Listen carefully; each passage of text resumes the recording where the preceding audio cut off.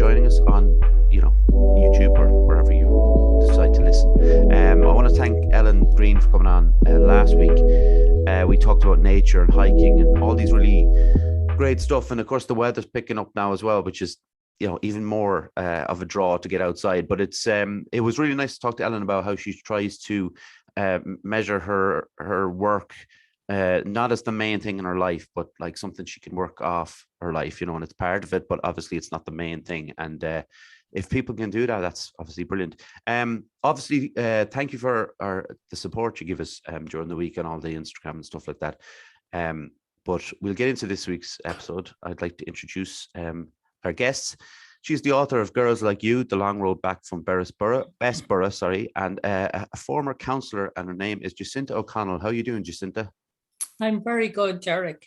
I'll just say Jacinta Daly. Jacinta Daly? Yes. The book was published under my maiden name. Oh, okay. All right. So I'm not really wrong. You're not wrong, no. But what I will do, Jacinta, and this is actually really good that we got to cover this. I will change it to Daly on the episode. It'll come out as Daly. I do want to just have this, like, before we start chatting. I had brought up about my knee injury before this on the podcast and stuff, and I was going to Kieran McNally to help me with my knee injury. And Kieran has been on before, way back, kind of at the start of the podcast. And it was Kieran who suggested that Jacinta would make a great guest and directed me towards Jacinta. And then I was able to hunt down Jacinta's number through Tracy Bulger, who's been on a couple of times at the podcast. So I want to say thank you to them, obviously. But it's been a few weeks since I recorded. I'm really happy to have you on, Jacinta. We will start where we always do, where we all started, I guess. Could you give us a short history of your upbringing, please? Okay, and actually, this is how I started the book, was my upbringing. I was born in 1957, and so my formative years, I suppose, were really in the 60s, living in Athlone in Assumption Road. And Athlone was a very different town then than it is now, very quiet. You could play on the street, you could go out playing in the fields, and it seems like when I look back, like I had an idyllic childhood, really, up maybe till around 67, 68. And then the cracks began to show in my family. But growing up, we were very sheltered. We had everything we needed. I didn't have a care in the world. In fact, it was interesting when I was writing the book to look back and see how enjoyable my first 10 years, 11 years maybe, were, and how secure and safe I felt in my family and my environment. So it was nice, and nice to grow up. You're in Athlone now, right? I'm in Athlone, yeah. And how do you see it now? Like, as the change, like you said, it's obviously a lot different from when you were growing up. How do you see it now as a town? Well, it's hard to answer that, because maybe there was issues going on when I was a child, but we were protected from them. But Athlone now it's so busy. It's and also things have changed so much. People wouldn't allow their 6 and 7-year-olds to all go off in a gang out to a field. That is true. Or to the river, yeah. Which we did frequently, and went swimming and walked to Coosan Point and went swimming and walked home again, and nothing was thought of it. So that wouldn't happen now. Also, like, there's a huge drug problem in Athlone. I don't think it's even that I wouldn't have been aware of it. I don't think it actually was there when I was younger, because there's been such a change even in sociologically and across the board in Ireland, not just in Athlone. So it's a very different, and it's thriving in some ways, and in other ways there's a lot of issues. Absolutely agree. Yeah. So to our second question, when did you first become aware of mental health? Okay, I really had to think about this question, because my stock answer would be when I maybe went into therapy myself, or when I started training to be a counsellor. But I have been thinking back, and actually this is recorded in the book anyway, when I was maybe around 14, I think, I took an overdose and almost died. Okay. Now, I would never have thought of that as a mental health issue until years later. Obviously, when somebody does something like that. And I know I didn't want to die by any means, but there was a mental health issue going on. And but when I was growing up, Derek, like mental health it really was somebody suffered from their nerves, regardless what their diagnosis may have been. And you were either mad or sane, you know, and that was and really now we all know that mental health is a spectrum, and we're all somewhere on that. But I would have had mental health issues way back that young. A reaction to what was going on in my family, because my father had left home, and one of my reactions was to become completely wild, and the other one was to take an overdose. But so mental health, I really had to think about it, but I wasn't aware of it then.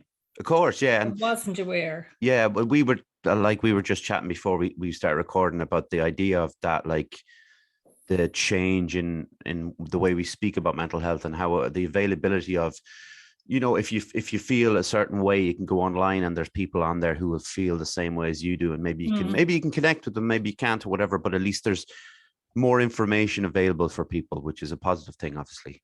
Yeah, and back then there was no facilities except maybe the threat, and it was a threat of the mental home. Yeah. Because you had done something that was so disappointing to your family and so awful.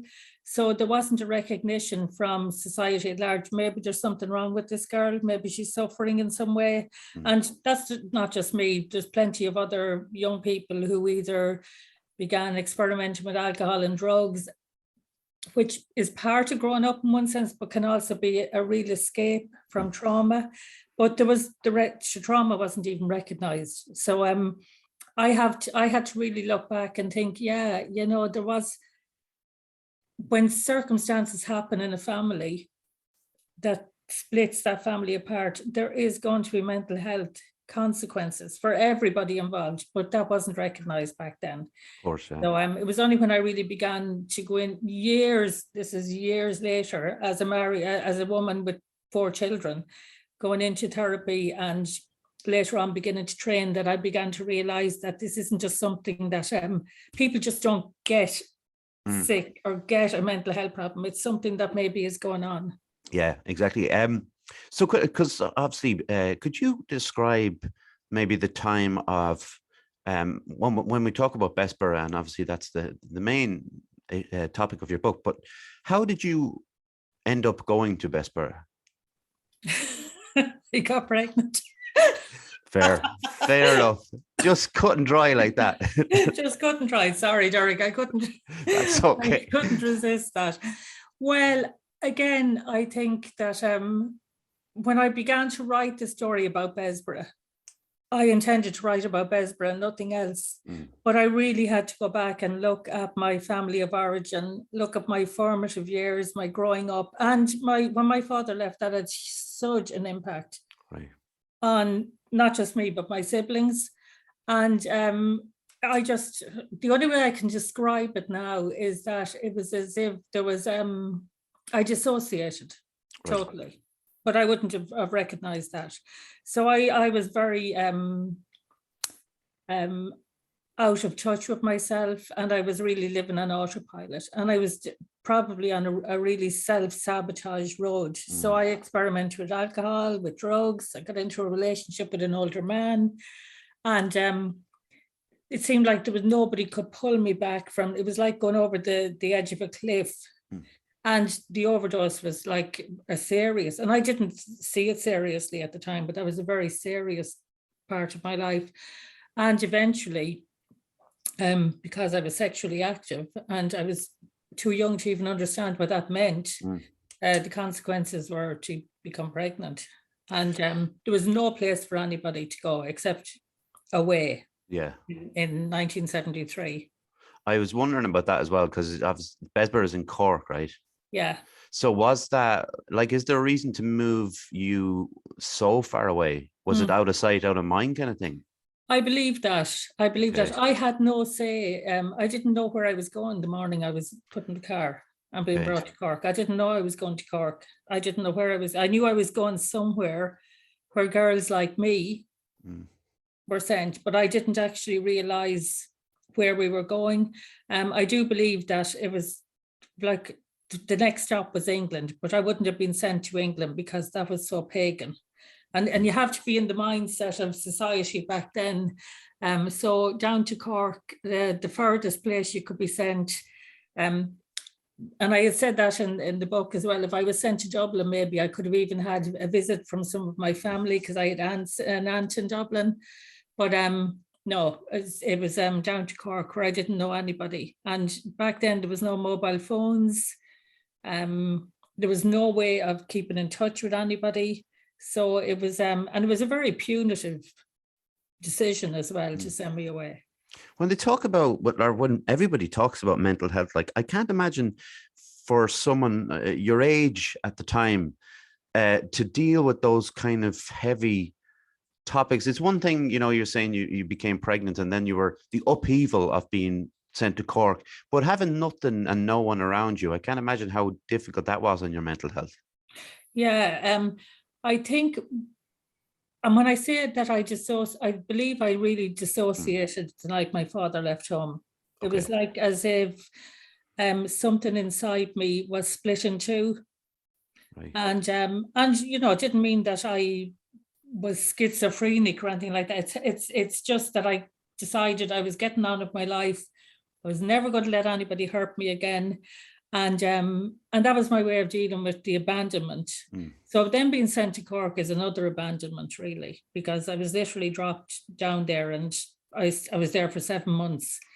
And but I think I was so dissociated that I was operating from a different part of my mind where I wasn't allowing emotion in. Right. So also I was 15 at that stage and I was a bolshy teenager. So, and that's being honest, so there was a part of me that was absolutely terrified, but there was another part that was like, they'll never see that. I'll never let them see how afraid I am.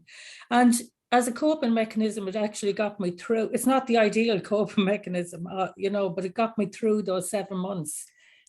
But it also meant that I was pushing down every single feeling I had, which, didn't erupt maybe till I was in my 30s, and then it really did erupt. So, of course, yeah. Yeah. I think we've heard like a lot of voices come, talking about mother and babies homes, and it's been interesting. It's been frightening, the stuff that we hear about it on the news now, and the repercussions that people had since they came out of it, and they talk so openly about it now, and people have been campaigning, and it's been a huge movement. But I don't think we'll ever get used to the idea of,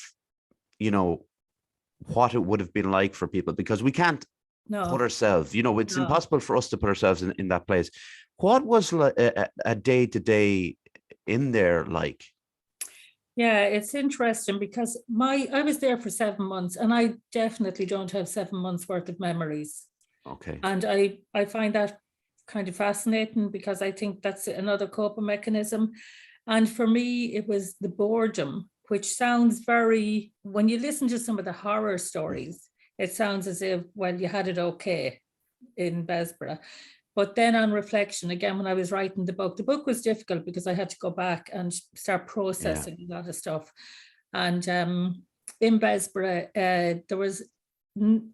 I've read accounts of women who talk about scrubbing floors with toothbrushes. I didn't experience anything like that. Okay. I had to work in the kitchen, but it wasn't like slave labor.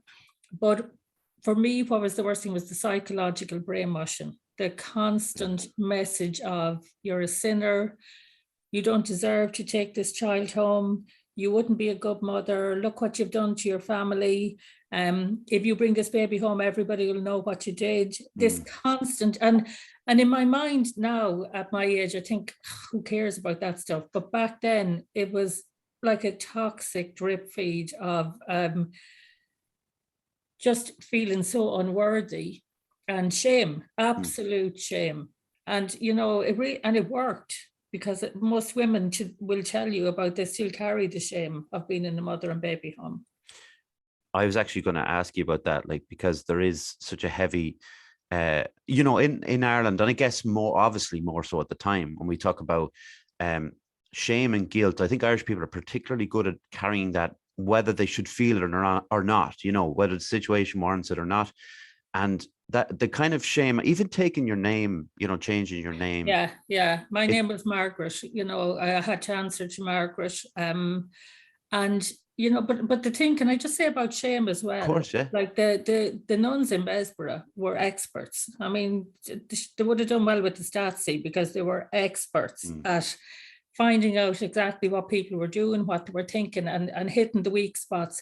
But when I came home and I brought my daughter home, I met people constantly who called me names, and these were some of them were neighbours.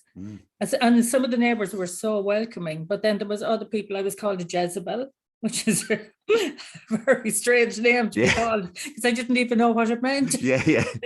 You're nothing but a Jezebel, because I was pushing my daughter in a buggy. Yeah. So it wasn't just the nuns. If this was something that infiltrated the whole of Irish society, this shape, if you were pregnant outside of marriage. I used to wonder, was it even about being sexually active, or was it the fact that you actually got pregnant? I couldn't figure out which was the worst thing. It's very, it's difficult to kind of figure out which one it is. I think, like, and you brought like you said, you brought your daughter home, which was a massive thing for again, like you talk about coming back into regular life, we'll say, and bringing, like, you know, someone who you love, but having this kind of constant stream of, you know, toxicity coming your way. And you were 16 maybe at the time. I was 16. Look, I brought my daughter home, but I wouldn't have been able to without her father's support. Okay. So I you know, and again, this is all documented in the book, and his family's support, and which is ongoing to this day. Right. But the unfortunately, you know, because we were in a relationship, I became pregnant again almost straight away. And this time I had to go to England. And if the shame of being pregnant and in a mother and baby home was bad, like the shame of being pregnant a second time, because if you were pregnant once, you were fallen, but if you were pregnant twice, you were referred to as an offender, which has criminal connotations, really. And even though I knew I wasn't a criminal, it's some language infiltrates the psyche. Absolutely. Definitely. Yeah. You know, what we're told infiltrates. And I mean, so there was double shame in that. You talk about as well about you went over to England, and your son was put up for adoption. Is that right? Yeah, I couldn't bring another baby home. It was going to say too much. Yeah, it was too much for my mother. And even though I was angry about that when I was writing the book, I could understand, because again, it's this thing of shame. It's like a blanket of shame. And she took me in and took my daughter in, but there was no way I was bringing another baby home. And there was nothing, you know, nothing I could do about that. So he was placed for adoption in England. And it's, you see, the book is called The Long Road Back from Bessborough, but really the main title is Girls Like You, because it's not just focusing on mother and baby homes. It's the whole issue of society back then. Like there's young girls now, 16 and 17, who are sexually active. If they became pregnant, they have choices. Yeah. They have choices over their bodies. They would not be sent away, you know, but that's why it's very hard for people to understand what was going on in the 1970s, and also right up to, I think it was the early 2000s, when the very last mother and baby home closed. I found out recently, actually, now that you just remember that, I think I read it on the podcast a few weeks ago, that the last Magdalen laundry closed in the 2000s, which was pretty shocking. Yeah. You know, I want to ask you, there's probably many answers to this question, actually, but why did you want to share your story with people? Well, there is a few answers to that, so I'll try and bullet point them so I don't go into a big, long narrative. But first of all, when I brought my daughter home, and she's older now, and she has 2 children, and her eldest daughter, my granddaughter, began to ask me about Bessborough, because it came into the public domain. Oh, and I had, nobody knew about my son in England. I had kept that secret. I carried that secret. Some people in my family knew, but very few. My daughter, who was born in Bessborough, didn't know she had a brother. Right. His dad didn't know about it. I carried that secret. So she began to ask me about Bessborough because it was mother and baby homes were coming up, and she was nearly like a bridge between me and her mom's generation in beginning to speak. But I always felt like I was cut short because I felt I couldn't talk about what happened next. So that was one of the reasons, was her curiosity and her encouragement in wanting to talk about this. Plus, women were beginning to come out and talk about their stories. And there are still some women out there whose families don't even know they were in a mother and baby home, who still haven't talked about this. And there are kind of two reasons that were going on in my mind. I can't tell you what was going on underneath. I know that the story was bubbling for about 10 years before I wrote it, but I really think it's important now that the truth is coming out, because if I can just touch briefly on the report, the report does not, it's not congruent with what happened to women in mother and baby homes. It's not the full truth. That's all I'm going to say about the report, because there's so much controversy about the mother and baby home report. And I think it's time for women themselves to start telling their story about what happened. Absolutely. Like I mentioned before, I came, my education on the mother and baby homes was through snippets, on the news when this started happening. And obviously the report was a big thing. And I was, at the time, I suppose when it started coming out, I was of the mind that, I couldn't believe that it kind of happened. You hear stories about certain things in the past, and you think, well, that's not that long ago. That couldn't have happened. And then the more stories that come through, the more we're becoming aware that this is a thing. The mother and baby home in Tuam was such a big story, and we're outside looking in. Obviously, we are shocked, but really appreciate the fact that people are telling their stories. And you wrote a book about it, which is again more information about. And I know it's more. Sorry for putting the cross. I kind of get very passionate about this. There was another book out in the last week or two from 3 different women from I think it's somebody who was in a mother and baby home in the 60s, somebody in the 70s, and somebody in the 80s. I can't remember the name of it off the top of my head. A journalist has edited this. But you see, it's really important. One of the findings of the report is that nobody was coerced into having their baby adopted. No woman was coerced. But I know women couldn't go home, because I couldn't have gone home if my baby's father's family weren't willing to take us in. I didn't know on the way home whether I'd be allowed into my own house. Remember, there was no mobile phones, there was no contact. I know women who were told you can come home, but not with a baby. And there was no unmarried mother's allowance. Even the title of that payment, unmarried mother's allowance, is disgraceful. But so how they can say that women weren't coerced? They were socially coerced into, they were shamed. And also, there's bodies buried, which is a real indicator of shame. And even in Bessborough, the figures for the deaths of infants and the infants that are buried don't correlate, they don't add up. The grounds need to be excavated. So there's lots of issues around the truth. It's really important to hear the women's stories themselves. Absolutely. But have people reached out to you since you've written the book with similar stories? Yeah, and I have to say, there was such a great, when I sent this off, the day before I sent it, which was the end of March last year, even at that, I was thinking, oh my God, will I do this? Will I go ahead? Because you're kind of bearing your soul, really. Of course. And the response from people in Athlone was absolutely overwhelming. Absolutely. People contacting me to talk about members of their own family who've gone through the same thing. People contacting me to talk about the issues that are going on for women. It was just overwhelming, Derek, I have to say, because I hadn't discussed, and particularly I hadn't discussed about my son in England. I hadn't discussed this with people. So it was really heartening to have so many people supporting all the women, not just me. Of course.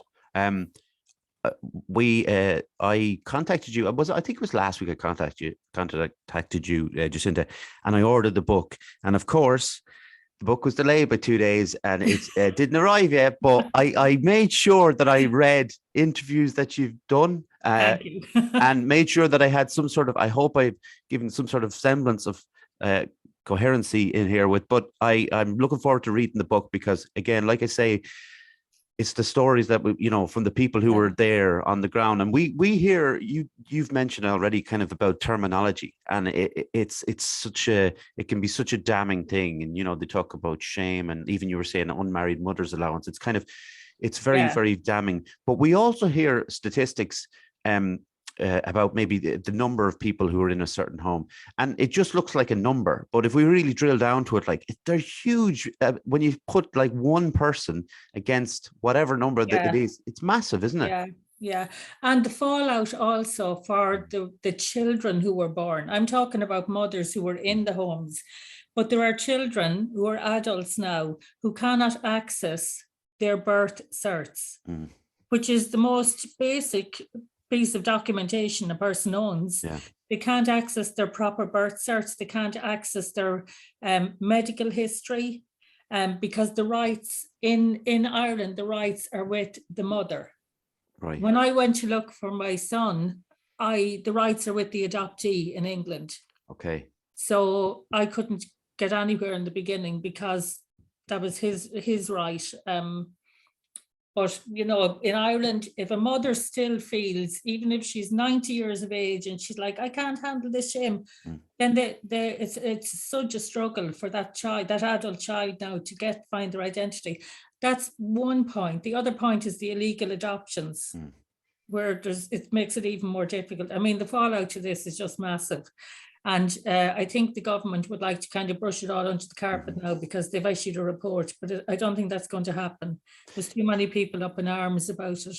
That's what I was going to say. I mean, the passion from what I've seen and heard, it seems very unlikely that the government are going to be led away with doing something like that, which is hopefully obviously not. brilliant. There's never a good time to add an advert into a conversation like this, Jacinta, but I'm gonna have to put it in here at some point. So you just take a break for 2 seconds and I'll read this out as best I can. So, Fusion Training Centre, Monksland, Athlone, a place to train in Brazilian Jiu-Jitsu, kickboxing, martial arts and CrossFit.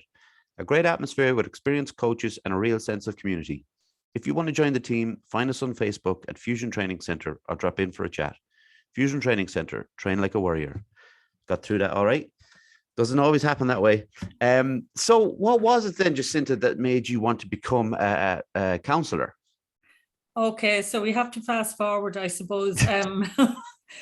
I think my formative years and my experience in Bessborough and obviously in England, I mean, I came back from England and just pushed everything down, got a job, and I would say drank for Ireland. And that was my coping mechanism. And I was still only 17.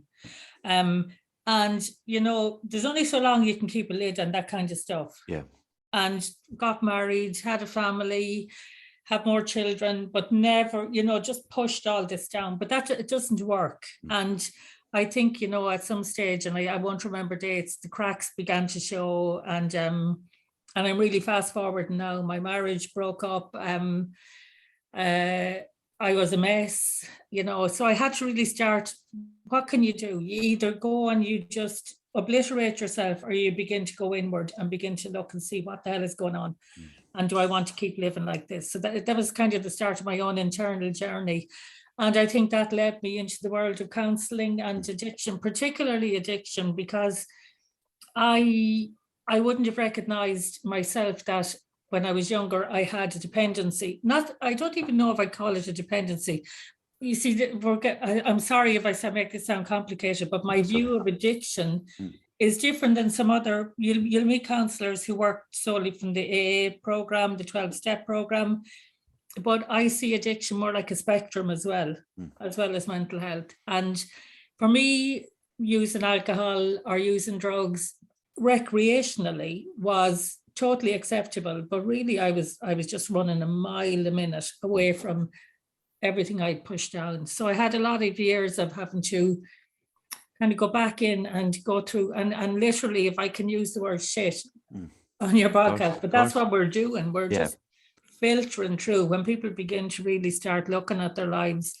And I believe we get into the area we work in because we have a passion for it, but I also believe sometimes it's about our own self-healing. And I think in working in the area of addiction, I possibly was looking at healing myself in some way, and there was a lot of addiction in my family.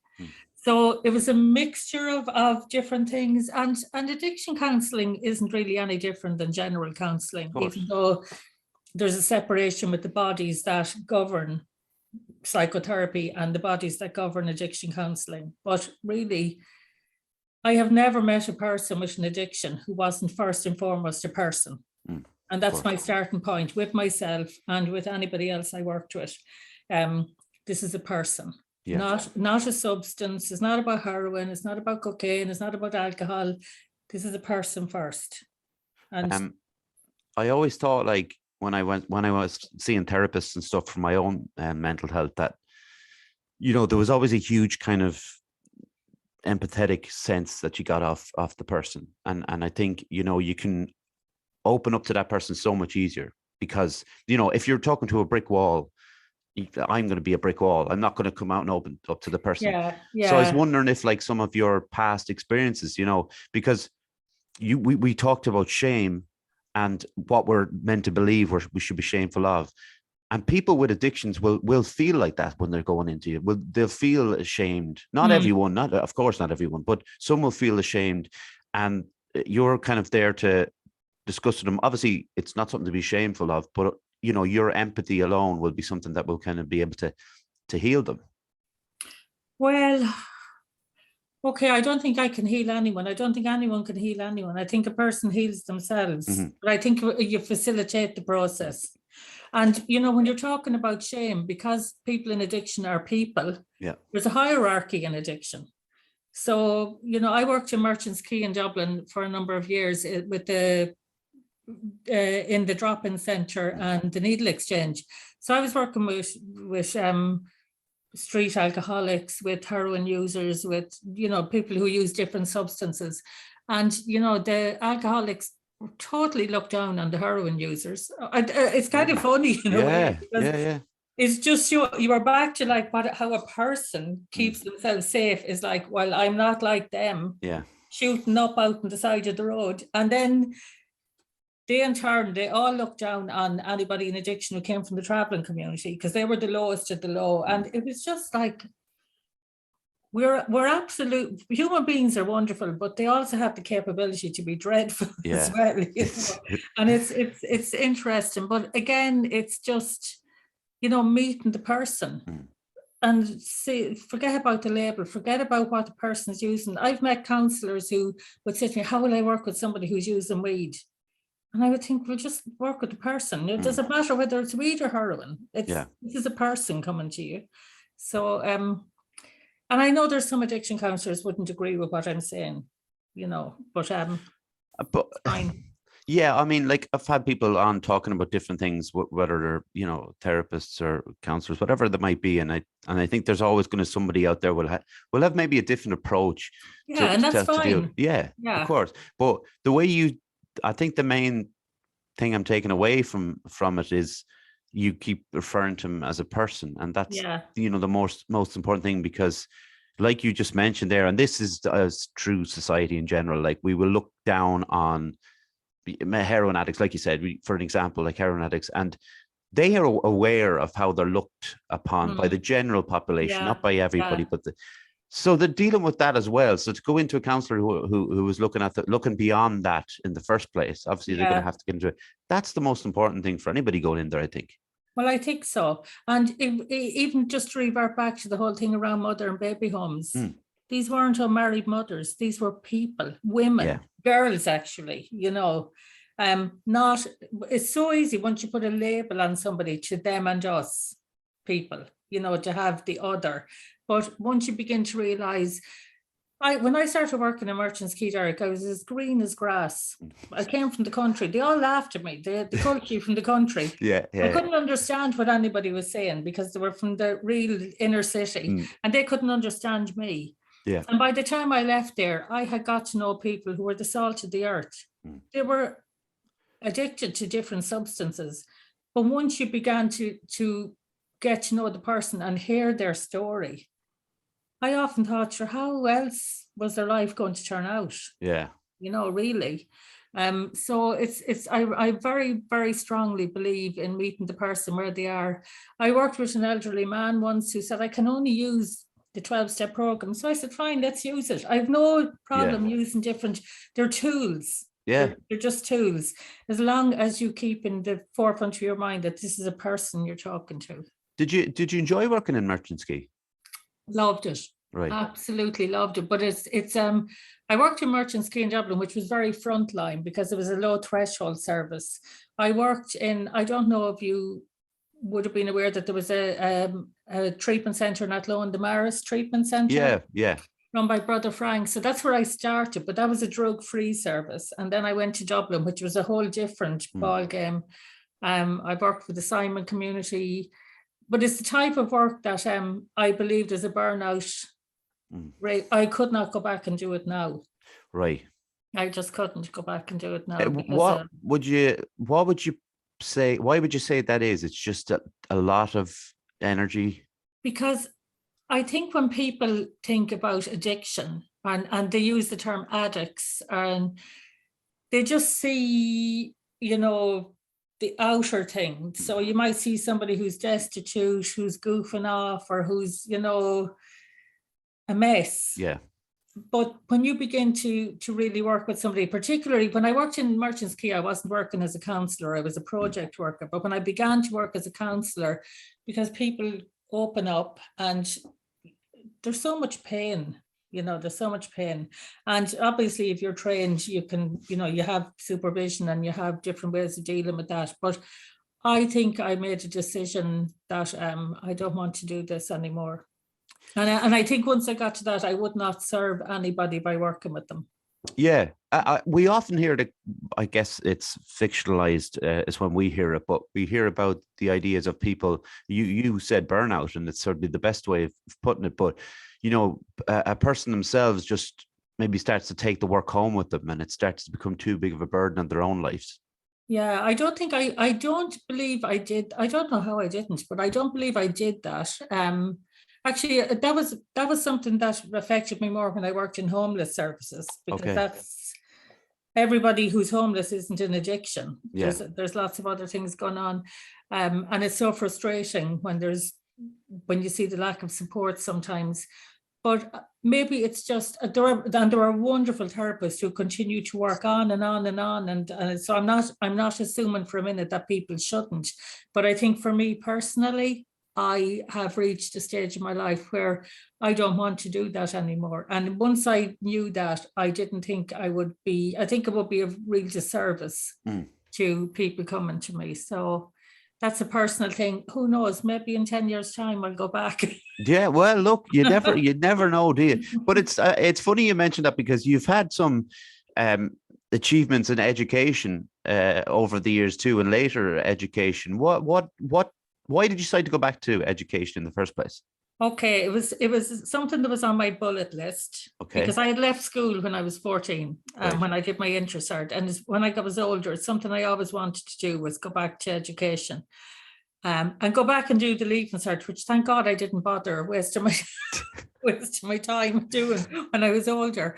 I just went back to college, but I was out of work actually. Right. I was out of work and I was going crazy because I've worked so much for so many years in extremely busy jobs, and so I just applied for a place in college. And when I began studying English literature, it was like, oh my God, I'm home.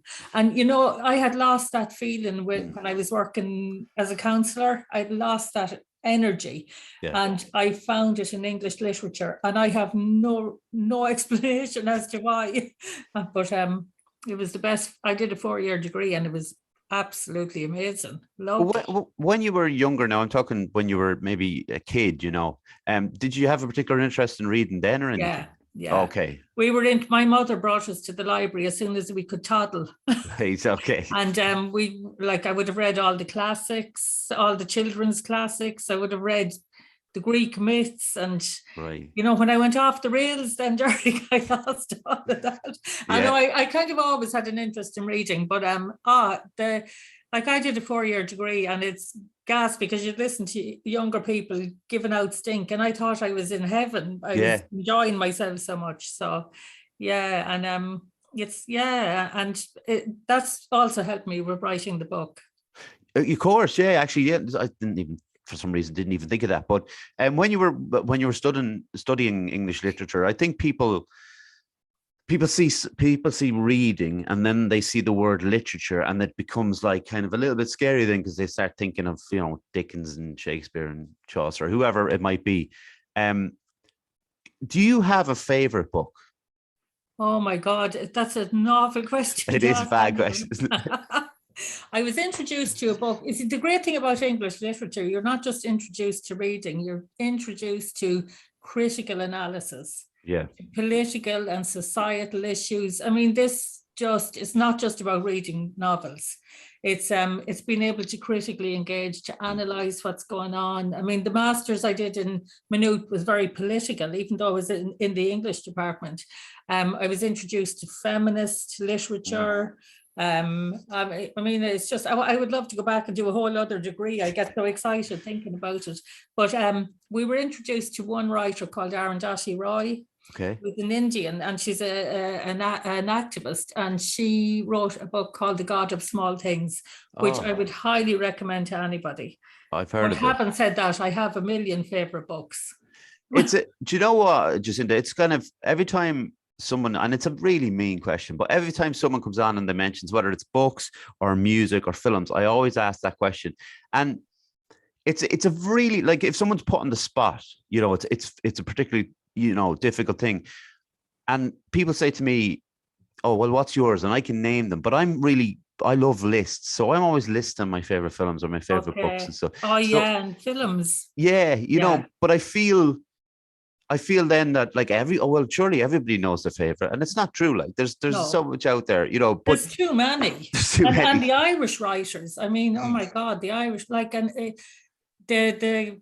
Joyce and all the lads, as I call them. The Emer McBride, The Girl is a Half-Formed Thing, all the up and coming Irish writers. There, Kevin Barry. I mean, there's so many of them. They're so amazing. They really are. There's so much depth in how we write.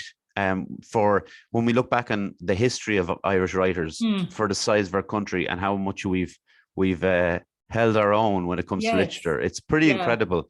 And I don't think, I don't know if you think this, Jacinta, but I think we have, we like to think of our writers as all, dour kind of, it's all miserable stuff. And it really isn't. It's like, you can look outside of, there's certain things, of course, that are very heavy and very miserable and stuff, but there's a lot of joy in our work as well. I think Kevin Barry's a great shout, actually, as someone who writes like that. Have you read his book about John Lennon? Yeah, The Beatlebone. Yeah, it's really good, isn't it?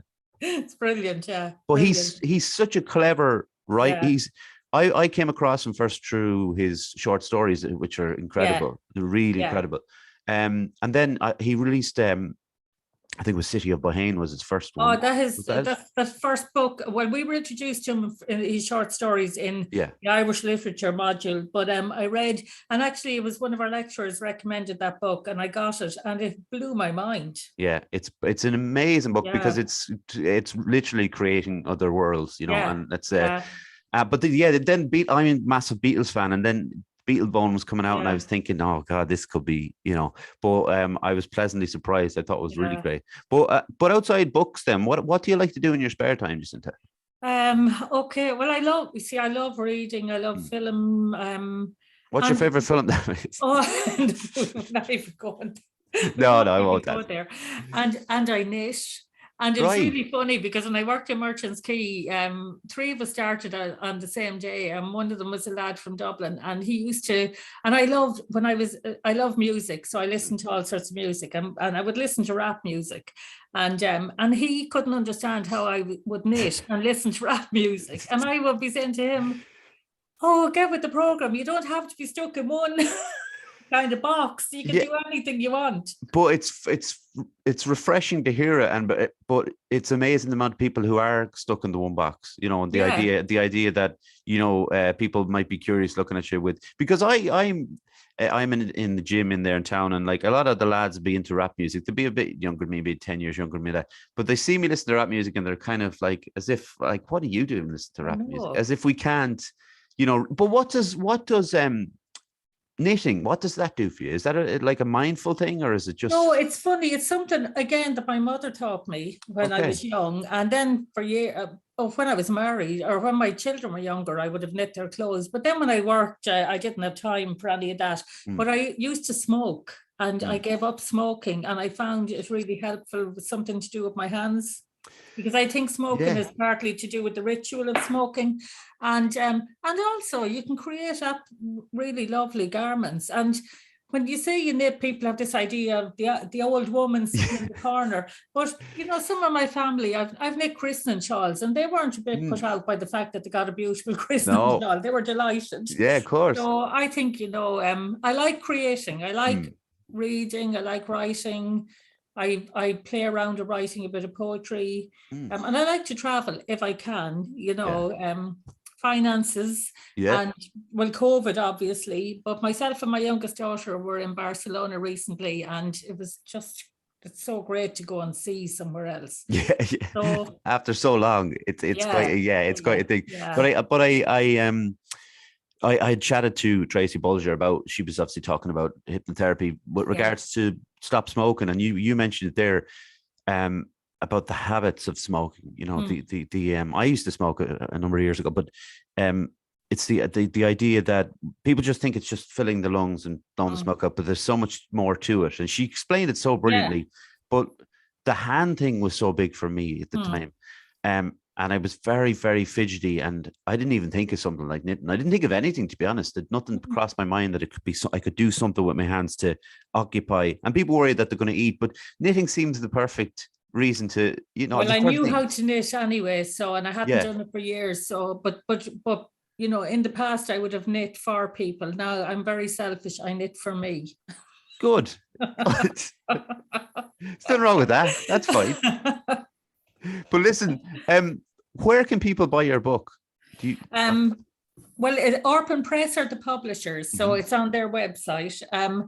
Like when the book came out first, I've never had a book published before, so there was, I was very nervous, very excited, and if I was in Galway, I'd go into all the bookshops to see if the book was there. This is like the novelty of the first publication.